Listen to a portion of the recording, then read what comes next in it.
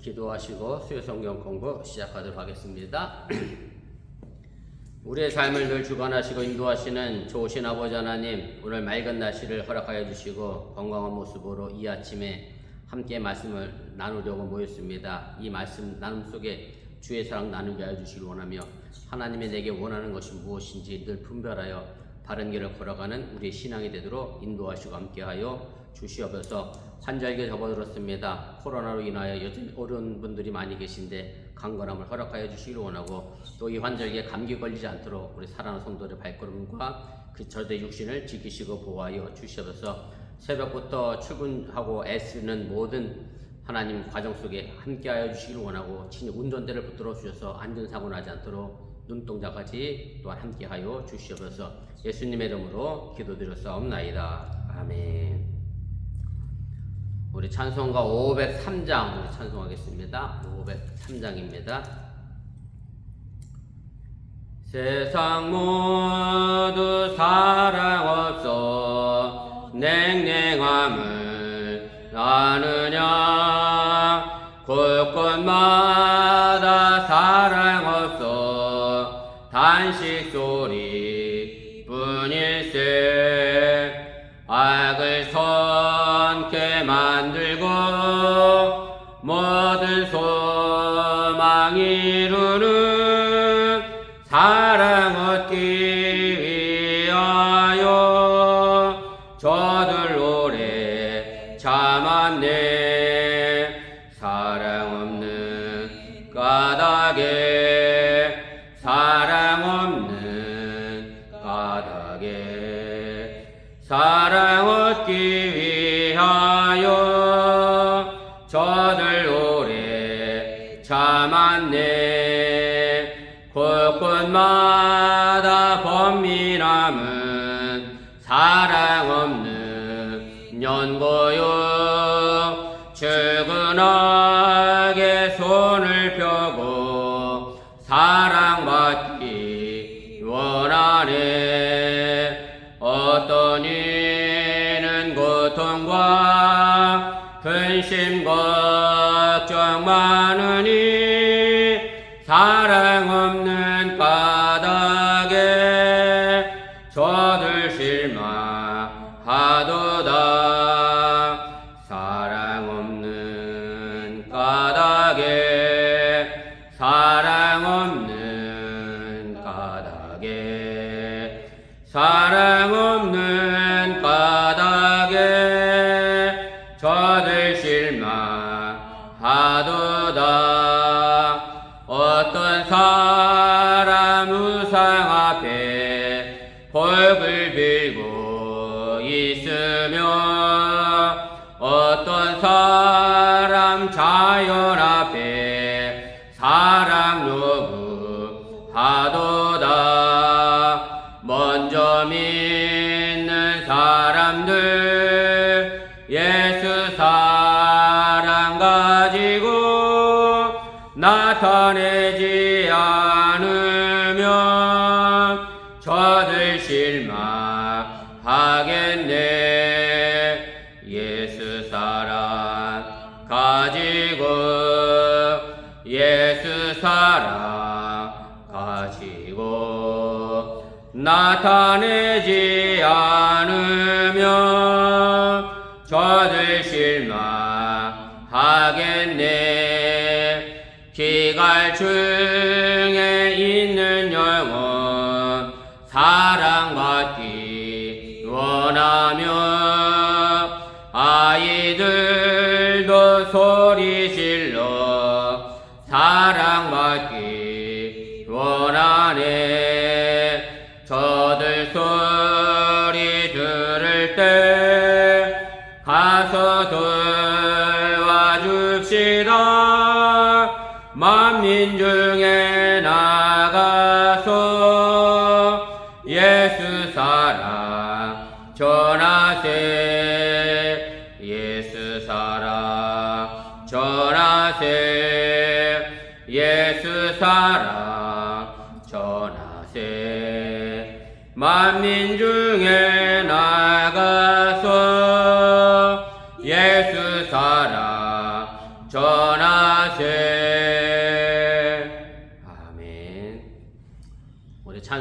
찬송원장 기도하겠습니다. 304장입니다. 304장 우리 찬송원장 기도합니다. 그 크신 하나님의 사랑 말로 다 형용 못하네.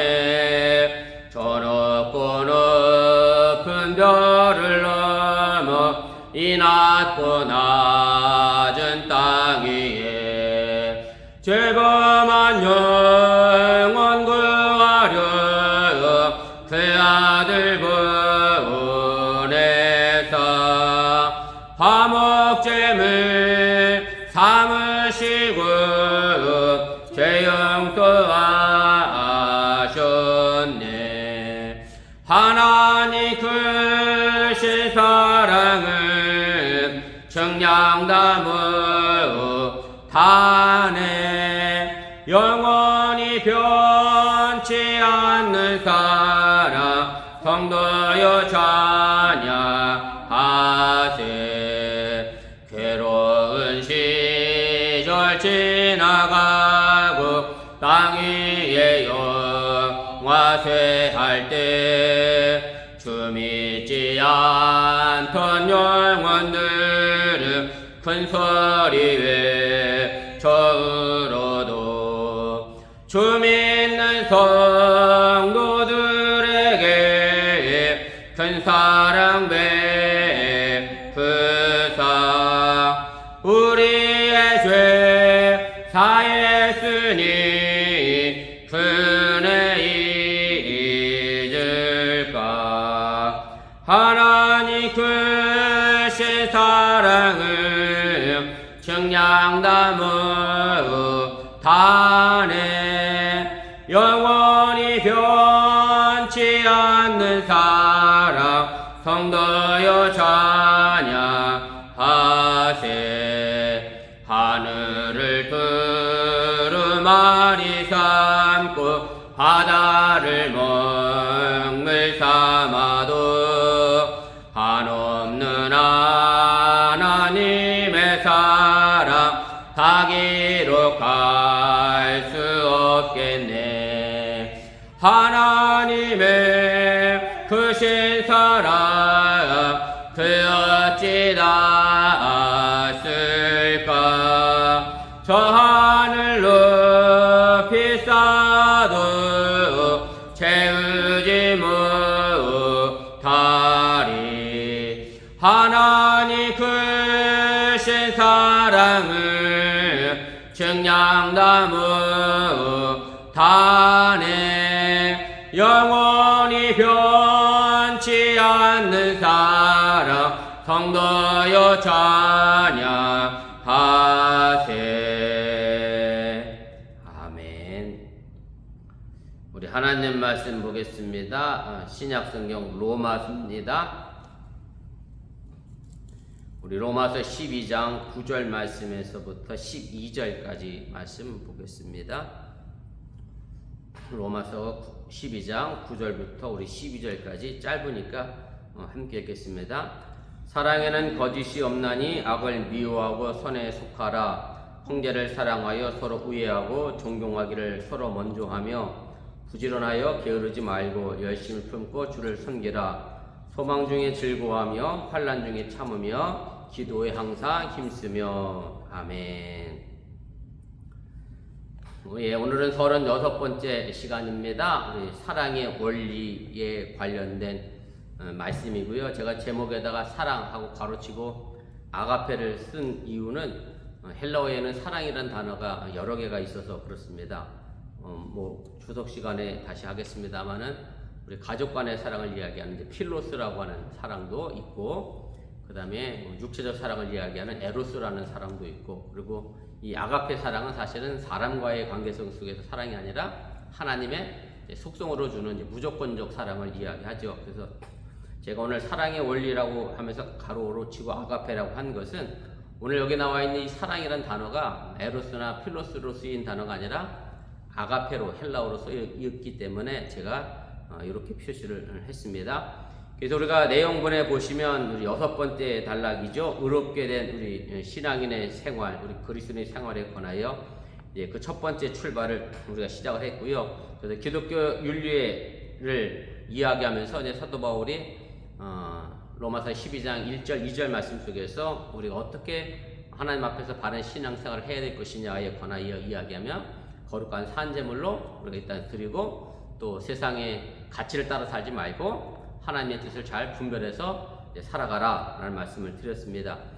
그리고 나와 있는 것이 이제 지난 시간에 했던 것처럼 그리스도인의 몸된 교회와 지체 의식하면서 사도 바울이 교회 안에 있는 공동체의 여러 은사에 관한 이야기를 했고, 뭐 섬기는 은사, 뭐 가르치는 은사, 뭐 봉사의 은사, 여러 은사에 관한 이야기를 했고, 그 다음에 오늘 세 번째 시간이 9절부터 21절까지 그 사랑의 원리를 오늘 우리에게 이제 가르쳐 주고 있습니다. 우리 본문 개요 보도록 하겠습니다. 그래서 고린도전서에서 바울은 이제 성령의 은사에 관하여 이미 길게 이야기를 하게 되죠. 그래서 성령의 은사에 관하여 많은 이야기를 쓰면서 사도 바울이 고린도전서 12장 31절을 이렇게 끝을 냅니다. 제가 각주 하단에 달아드렸는데 고린도전서 12장 끝절이거든요. 너희는 더 큰 은사를 사모하라. 내가 또한 가장 좋은 길을 너희에게 보이리라. 그래서 고린도전서 12장이 은사에 관한 이야기를 하더니 갑자기 사도 바울이 너희는 더 큰 은사를 사모하라. 그러면서 내가 가장 좋은 길을 너희에게 보이겠다. 그러면서 여기서 성경이 이제 끝이 나요. 그리고 나서 고린도전서 13장이 이제 시작을 하게 되지요. 그래서 여러분들이 아시는 것처럼 고린도전서 13장은 사랑은 하면서 사랑에 관련된 이야기를 하게 되는데 사도 바울이 말하는 가장 큰 은사 그리고 가장 좋은 길은 곧 뭐냐면 사랑이라고 하는 것을 이야기해주고 우리에게 가르쳐주고 있습니다. 그래서 바로 이런 패턴에 따라서 바울이 오늘 본문 말씀 속에도 보면 이제 잠언의 형식을 빌려서 거짓이 없는 사랑은 과연 그럼 무엇이겠느냐라고 하는 교훈을 이제 21절까지 딱딱 끊어지게 이제 이야기를 해주게 됩니다. 그래서 오늘 여기 나오면 이제 기독교 윤리의 핵심은 결국 뭐냐면 사랑이라고 하는 얘기고요. 아가페. 거저주는 무조건적인 사랑을 의미하는 거고 그 다음에 그 사랑의 덕목을 핵심축으로 해서 9절, 10절 우리가 오늘 12절까지 읽었습니다만은 쭉 사랑이 그럼 어떤 모습으로 나타나야 되느냐 그 부분에 관하여 이야기를 하게 되는데 사실 여기 나타난 이 사도 바울의 기독교 윤리가 뭐 그때 당시에 비교해 보면 그때 당시 사회생활 속에서 비교해 보면 뭐 그렇게 기독교인으로 해서 더 특별하고 유별나거나 뭐 비밀스러운 윤리를 우리에게 가르쳐주고 제시하는 것은 결코 아닙니다.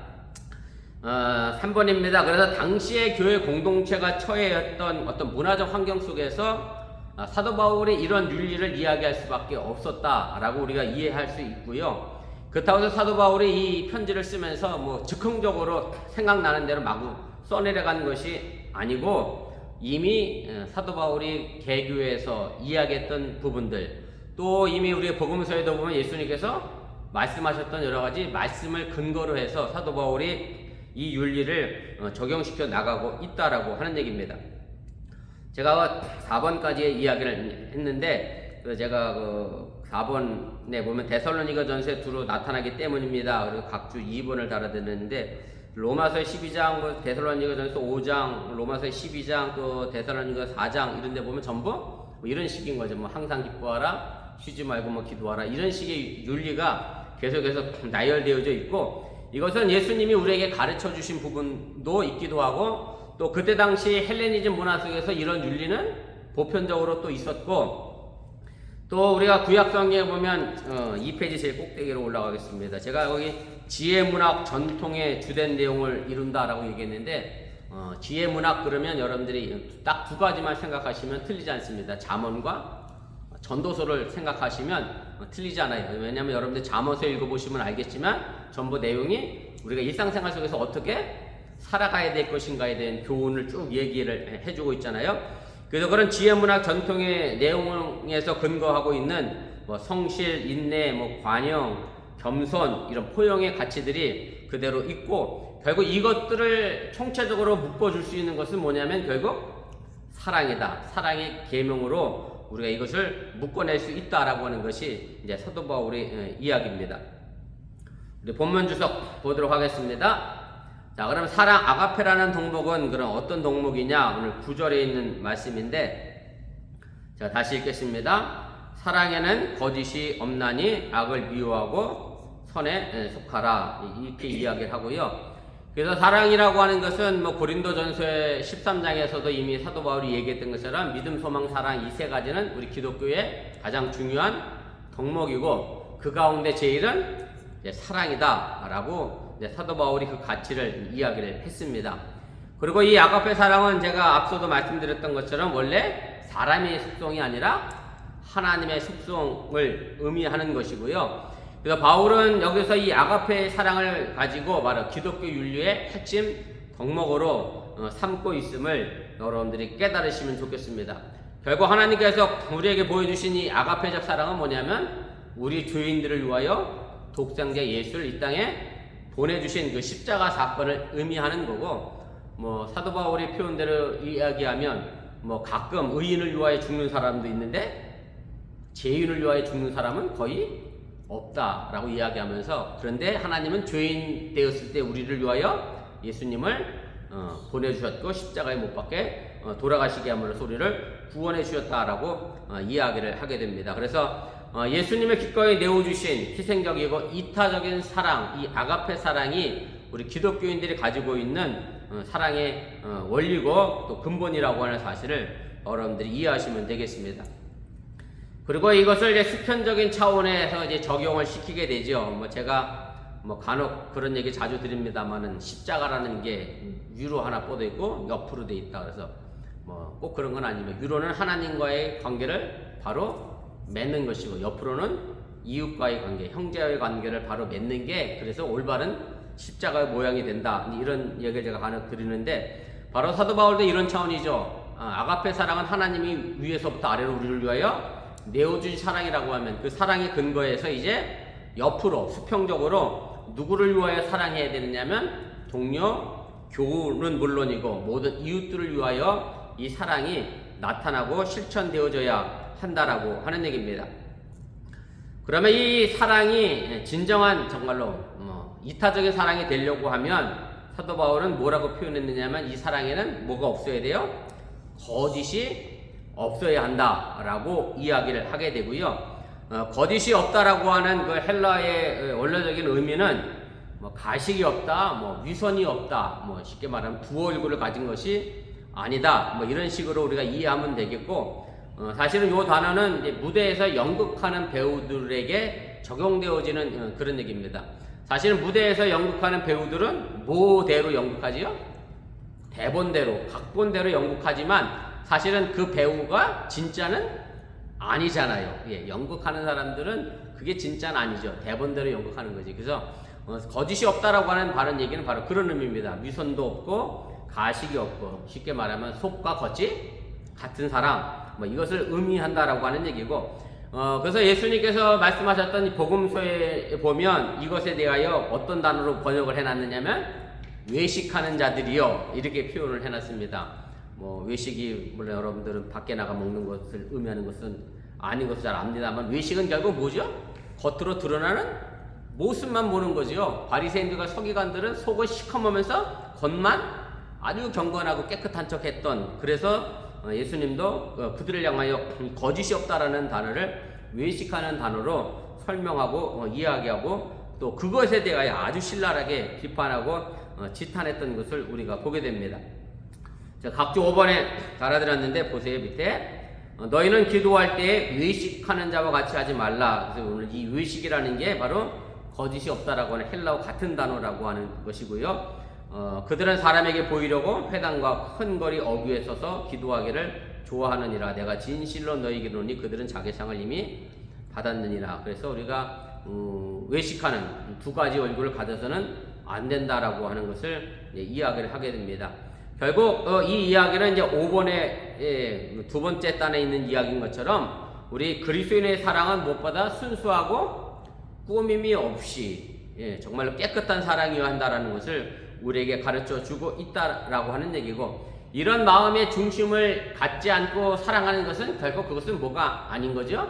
사랑이 아닌 것이다 라는 것으로 우리가 이해하는 것이 맞습니다. 뭐 정치인들이 대표적이긴 합니다만은 꼭 선거 때만 가면 시장에 가서 국밥 한 그릇씩 드시는 분들이 계시잖아요. 뭐 그분들이 평소에 이렇게 국밥을 먹겠어요? 꼭 선거 때만 꼭 국밥 가서 시장에 가서 국밥 먹으면서 자기들은 서민이다, 뭐 서민들을 위하여 살아갈 그런 사람인 나를 뽑아달라 얘기하는데, 사실 그런 모습은 오늘 예수님의 표현이나 사도 바울의 윤리에 보면 결코 그것은 사랑이 아니다 라고 우리가 이야기할 수 있다라고 하는 얘기입니다. 6번입니다. 그 다음에 이제 사랑은 거짓이 없다라고 이야기하면서 사랑은 또 어떠해야 돼요?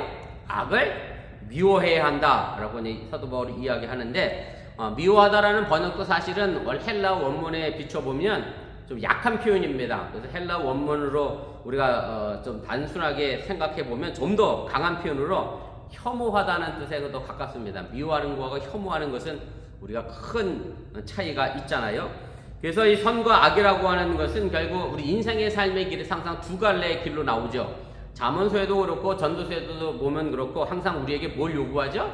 선한 길을 가라고 하고 악한 길은 가지 말라고 이야기를 하게 되고, 그래서 선과 악이 우리 앞에 펼쳐져 있을 때 그 선은 하나님의 길이고 악은 인간에게 기대하는 길이고, 또 악은 하나님이 싫어하는 길이고, 또 선은 생명의 길이고 악은 파멸의 길로 그렇게 이해가 됩니다. 그래서 사도 바울이 오늘 여기서 이야기하는 이 악을 혐오하는 것은 어떤 모습이어야 하느냐면, 바로 우리가 하나님 앞에서 바르게 서는 삶의 모습, 사람의 뜻을 따라 살아가는 것이 아니라 하나님의 뜻대로 살아가는 삶이 바로 악을 미워하는 삶의 길임을 여러분들이 이해하시면 되겠습니다.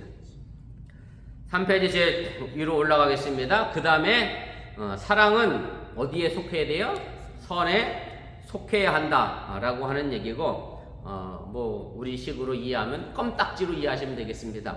속하다는 의미가 달라붙다, 밀착하다라고 하는 그런 의미를 가지고 있고, 그래서 바울은 우리 그리스도인들이 멀리해야 될 악과 선에 관하여 정확하게 명신하진 않았습니다. 선에 속하라 그랬는데 그 선이 그럼 뭐다 그래갖고 정확하게 명신하지는 않았는데, 앞에 악과 미워하는 것에 서로 비교해서 연결시켜 보면 결국 선과 악을 나눠서 볼 때 우리는 어느 쪽에 붙어 있어야 돼요? 선에 붙어 있어야 우리들의 사랑의 모습이 나타나게 된다는 것을 이해하시면 되겠습니다.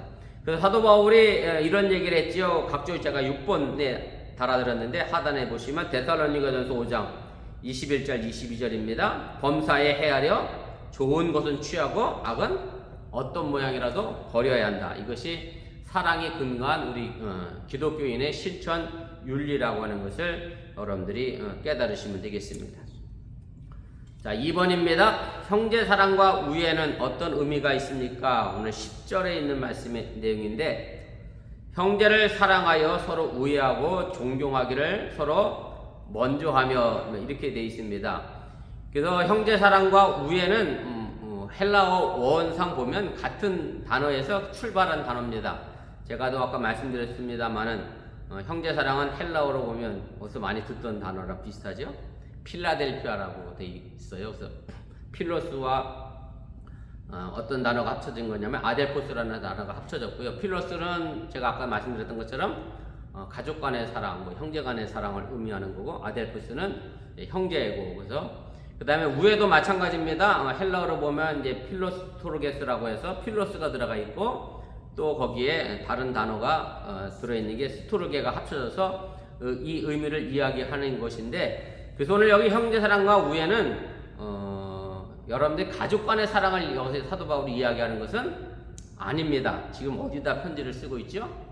로마 교회에 편지를 쓰고 있기 때문에 여기서 말하는 형제사랑과 우애는 교회 공동체 안의 구성원들, 교인들 간의, 성도 간의 형제사랑과 우애를 이야기하고 있음을 여러분들 이해하시면 되겠습니다.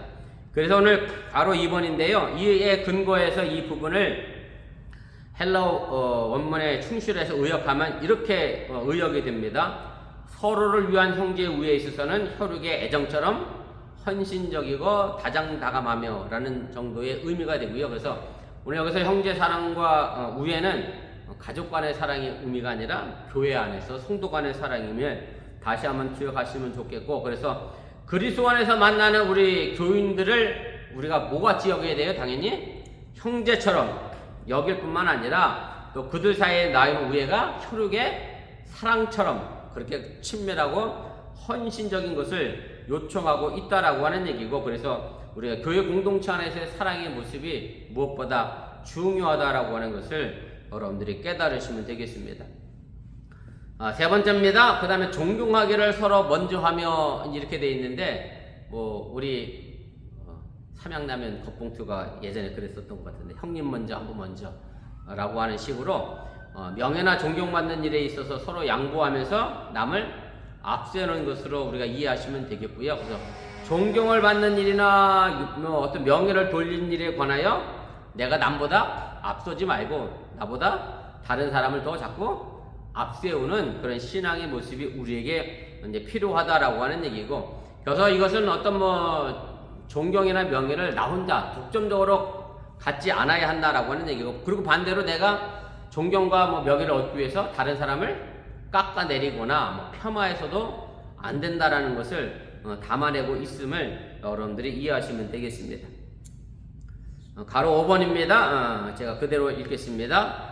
그래서 바울은 이 아가페 사랑의 전제로 무엇보다 교우 간의 관계가 상호 존중의 원리 속에서 올바로 정립되기를 이제 바라고 있는 것이고요. 그래서 바울은 이 대목에서 남이 나를 존중해 주기를 기대하면서 나는 남에게 그렇지 못함으로 인해 교우 간의 인간관계가 훼손되는 현실을 염두에 두고 있다라고 하는 얘기입니다.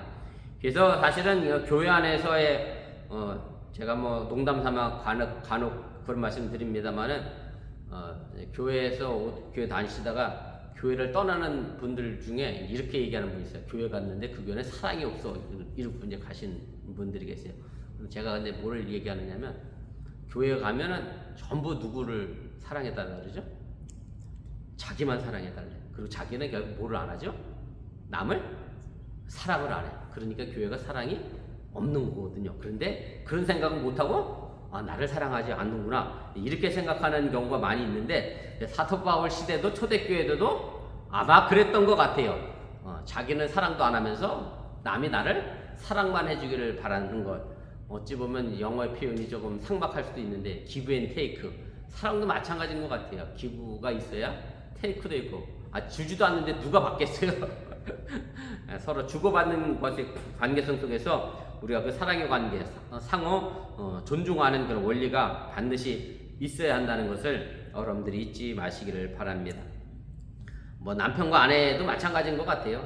남편이 아내를 사랑하고 아내가 남편을 서로 사랑해야지, 어느 한쪽이 계속 사랑만 한다 생각하면 어느 날 갑자기 억울해져. 왜 나만 사랑하지? 이런 식으로.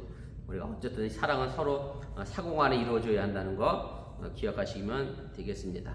3번입니다. 주님을 섬기는 자세는 어떠해야 합니까? 오늘 11절 말씀인데요. 이것도 다 사랑에 근거하여 사도 바울이 이야기합니다. 부지런하여 게으르지 말고 열심을 품고 주를 섬기라 이렇게 되어 있는데요.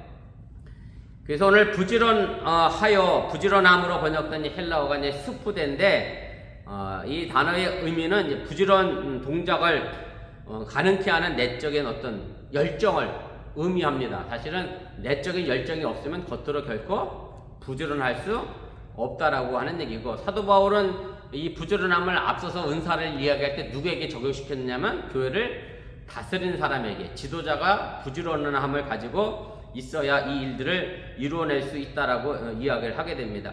그래서 이 부지런함이 결국 열심이라는 말과도 우리가 설명이 되는데, 제가 4번에 또 써놨습니다만은, 열심을 품고와 이 일본에 나와 있는 부지런함이 수프데라고 하는 단어를 같이 사용하고 있어요. 그래서 이 열심은 감정적인 열심을 의미하는 건 아니고요, 내 마음에 성령의 충만함을 이야기하는 겁니다. 그래서 내 마음에 성령이 충만하게 되면 결국 우리들의 신앙의 모습은 뭐가 있죠? 열정으로 나타나게 된다라고 하는 얘기고, 그래서 이것이 단순히 우리가 인간관계성 속에서의 열심을 의미하는 것이 아니고 교회 안에서 성령의 충만함을 이야기하고 있음을 여러분들이 기억하시면 되겠습니다. 그래서 4페이지 제 꼭대기로 올라가겠습니다. 그 다음에 부지런한 다음에 나오는 것이 이제 게으르다는 단어가 이제 반대로 이제 제시가 되고 있고요. 성가시다 혹은 무기력하다, 소심하다, 나태하다 하는 이런 부정적인 의미를 이제 가지게 됩니다.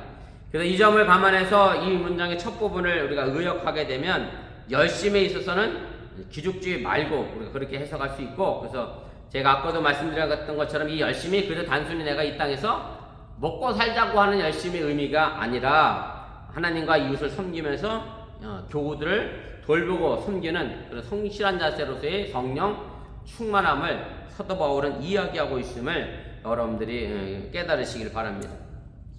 4번에서 제가 다시 한번 설명하겠습니다. 그래서 바로 4번입니다. 그래서 열심을 품고 주를 섬겨라 이렇게 되어 있는데 개역 성경에는 마치 주님을 섬기는 일을 가지고 뭐를 품는 것처럼 되어 있어요. 열심을 품은 것처럼 뭐 보조적으로 뭐랄까요 수식하는 것처럼 되어 있는데 헬라어는 독립구입니다.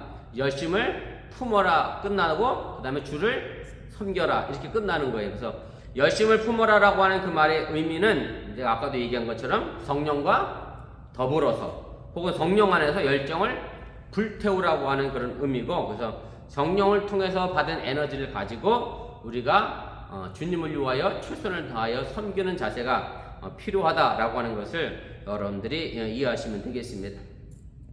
그 다음에 주를 섬기라라고 하는 말의 의미는 이 주가 주님이라고 하는 의미죠. 그래서 주님이 여기서는 뭐 예수 그리스도도 될 수 있고 아니면 하나님도 될 수 있는데, 뭐 주인의 개념은 제가 뭐 여러 번 말씀드렸습니다만은 주라는 개념은 내가 예수님을 주님이라고 부르면 나는 주님에 비하면 뭐가 되는 거죠? 노예가 되는 거죠. 예전에 시절에 다 노예가 주인을 향하여 주님 이렇게 불렀거든요.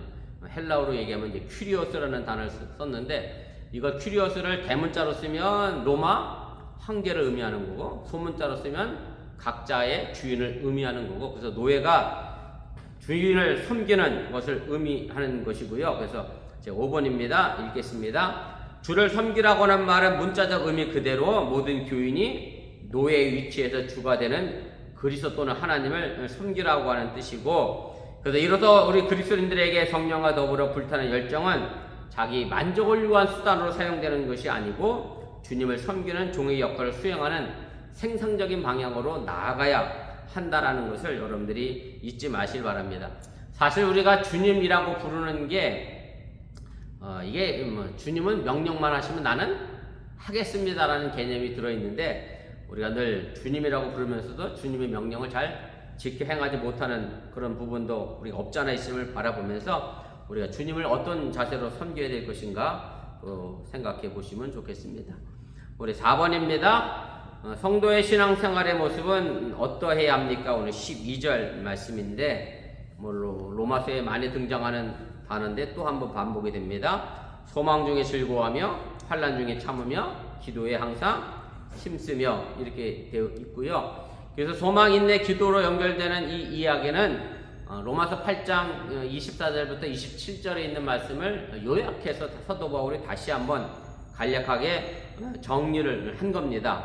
제가 각주 8번에 달아드렸는데 보시면 좋겠습니다. 우리가 소망으로 구원을 얻었음에 보이는 소망이 아니니 보는 것을 누가 바라리요.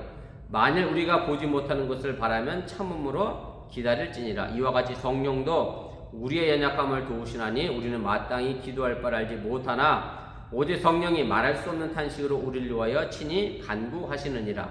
마음을 살피시는 이가 성령의 생각을 아시나니 이는 성령이 하나님의 뜻대로 성도를 위하여 간구하심이니라. 이렇게 되어 있습니다. 그래서 오늘 여기 소망 중에 즐거워한다 라고 하는 이 개념에서 이 소망이 그럼 어떤 소망이냐, 이게 상당히 이제 중요한데, 사도 바울이 말하고 있는 이 소망은 뭐랄까요, 내가 뭘 원하는 소망을 의미하는 건 아닙니다. 쉽게 말하면 뭐 내 아들이 뭐 좋은 대학을 갔으면 좋겠다 이런 소망을 여기서 이야기하는 것이 아니고, 어느 소망이냐면 종말론적 소망입니다. 예수님이 이 땅에 다시 재림하시는 그 소망을 이야기하는 거고, 그래서 쉽게 말하면 종말론적인 생각을 가지고 살아갈 것을 이야기하는 거고, 결국 종말론적인 생각을 가지고 살아가게 되면 우리는 그 안에서 뭐 할 수 있느냐면 즐거워할 수 있다라는 것을 사도 바울이 이야기를 하게 됩니다.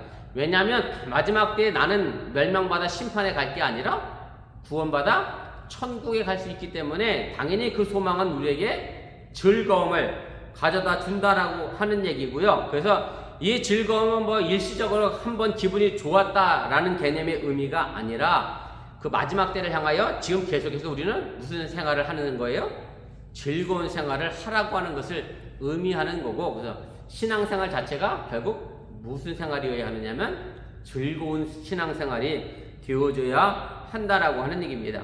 그래서 사실은 이런 부분에 관해 사도 바울이 여러 가지로 여러 번 얘기했습니다. 제가 뭐 각주 9번에 길게 달아드렸는데 시간 되시면 한번 찾아보시면 좋겠고요. 그래서 어쨌든 사도 바울이 말하는 이 소망은 뭐 잘 먹고 잘 사는 소망의 의미가 결코 아니라고 하는 것을 다시 한번 기억하시기를 바랍니다.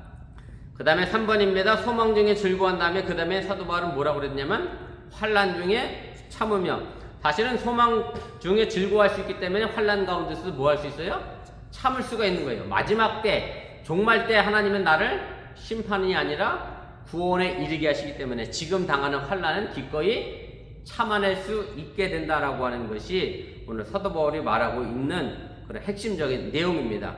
특별히 초대교회 당시에 핍박으로 인하여 당하였던 환난, 또 예수 믿는 것 때문에 사자굴에 던져지고 사자와 싸우기도 했고, 또 예수 믿는 것 때문에 잡혀서 죽기도 했고 고문당하기도 했고, 이런 많은 고난의 현실을 잘 견뎌내라라고 하는 그런 의미고요. 그래서 이런 사도 바울이 한 이야기이긴 합니다만은, 환난은 인내를 만들어내고 인내는 연단을 만들어내고 연단은 결국 소망을 이룬다라고 얘기했는데, 이 소망도 바로 마지막 때 종말론적인 소망을 이야기하고 있음을 여러분들이 기억하시면 되겠습니다. 결국 십자가 없이 부활이 없다라고 하는 원리가 사도 바울에게도 그대로 등장하게 되는 것이고요. 환난을 견뎌내지 못하면 우리에게 부활이라고 하는 것이 없다라는 것과 같다라고 하는 얘기고, 그래서 우리가 환난에 대한 인내는, 이것은 사실은 뭐 바울뿐만 아니라 초대교회에서 늘 이야기했던 박해의 고난을 감내해야 하는, 견뎌내야 하는 현실 속에서 반드시 요청되었던 그런 미덕이었음을 우리가 기억할 필요가 있습니다. 그래서 어찌 보면 지금의 시대가 우리 기독교인들이 예수님과 바울의 가르침대로 살지 못하는 것 가운데 하나가 뭐냐면, 임박한 종말에 대한 뭐가 없기 때문에, 소망이 없기 때문에, 그래서 더 어찌 보면 지금의 기독교가 뭐랄까요, 사랑의 능력을 나타내지도 못하고 성령의 능력을 나타내지도 못하는 경우가 있다는 것을 꼭 기억하시고, 그래서 기독교인들조차도 사실 그렇잖아요. 그런 열정이 식어져서 내가 쉽게 말하면 내일 종말이 온다 할지라도 오늘 뭐를 해야 돼요? 우리는 사과나무를 심어야 되는데, 사과나무를 심으려고 하는 노력은 하지 않고 그저 되는 대로 인생을 살아가는 모습이 우리에게 너무나 많이 비춰지고 있다는 점에서는 우리가 좀 회개하고 우리 자신을 좀 돌이켜 봐야 될 부분이다라고 하는 얘기입니다.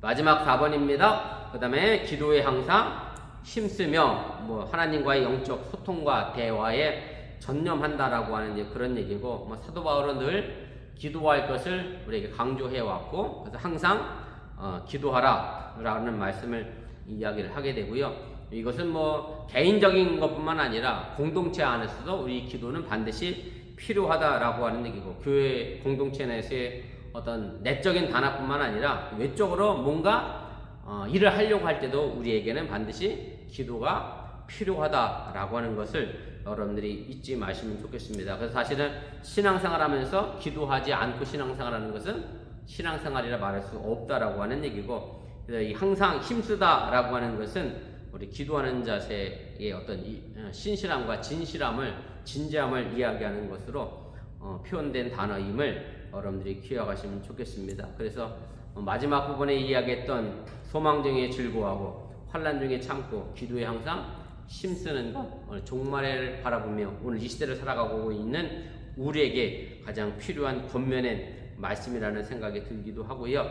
아무튼 우리가 사랑의 원리에 기초해서 이 모든 것들을 우리가 해내야 한다는 사실을 여러분들이 잊지 마시기를 바랍니다. 우리 잠깐 기도하겠습니다. 우리 말씀을 기억하며 우리 1분 정도 합심해서 함께 기도하겠습니다. 오늘 사도 바울이 사랑, 아가페의 원리를 오늘 우리에게 가르쳐 주었습니다.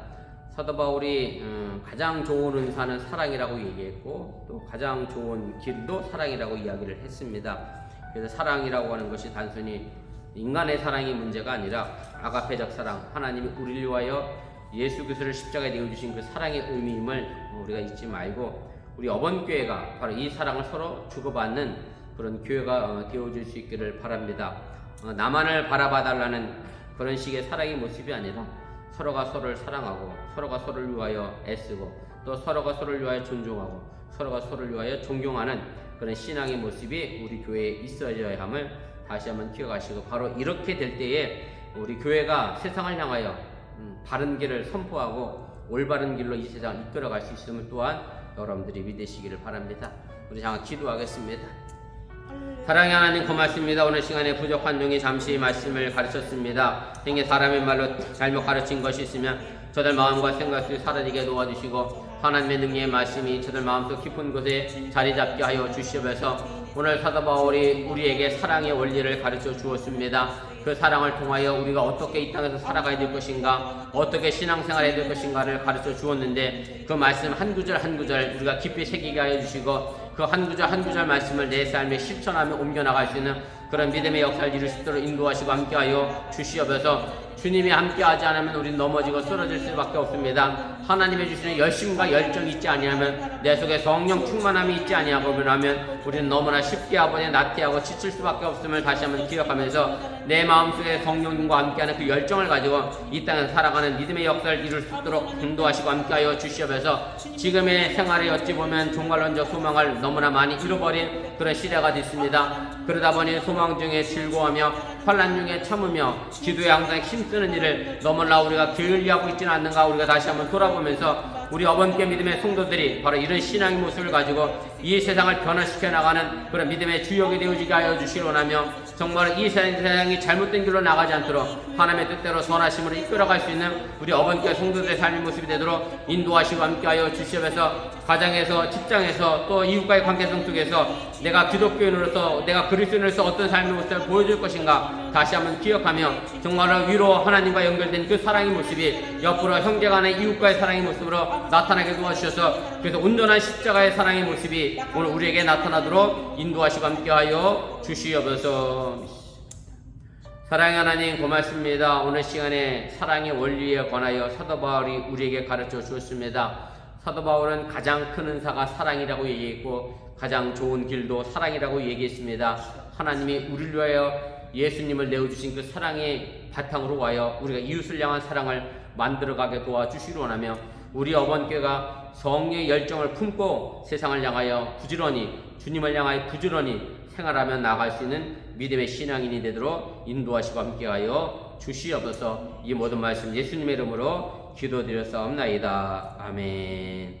하늘에 계신 우리 아버지여 이름이 거룩히 여김을 받으시오며 나라의 마옵시며 뜻이 하늘에서 진 것 같이 땅에서 이루어지이다. 오늘 우리에게 일용할 양식을 주옵시고 우리가 우리에게 죄진들을 사하여 준 것 같이 우리들을 사하여 주옵시고 우리를 시험에 들게 하지 마옵시고 다만 하게 쏘고옵소서. 대개 나라와 권수와 영광이 아버지께 영원히 싸움나이다. 아멘.